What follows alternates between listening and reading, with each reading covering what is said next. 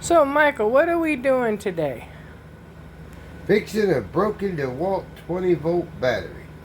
Okay. And how do you propose to do that? I see you got glue. It snapped. So it broke like that. Like that, like that. Ooh. So do you think that glue will hold? It held my teeth in for 8 years.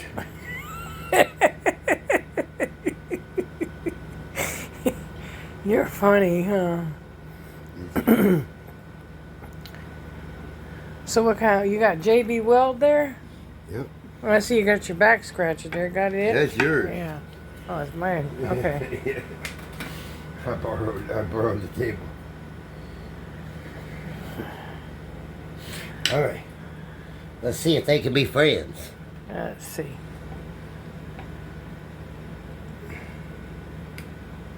Wow. Fit right in there.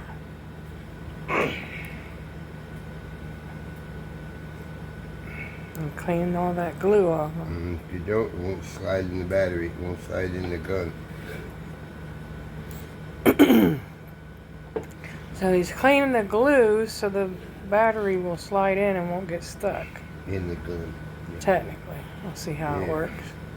So that's a working battery, just broke the plastic off. Yeah, You just need drop to be the able drill. to Drop put it in the there. drill. Sure.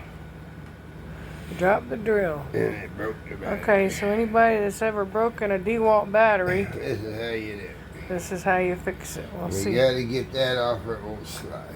Okay. Yeah. You gotta use this one good tool. It lasts a long Yeah, time. big hands.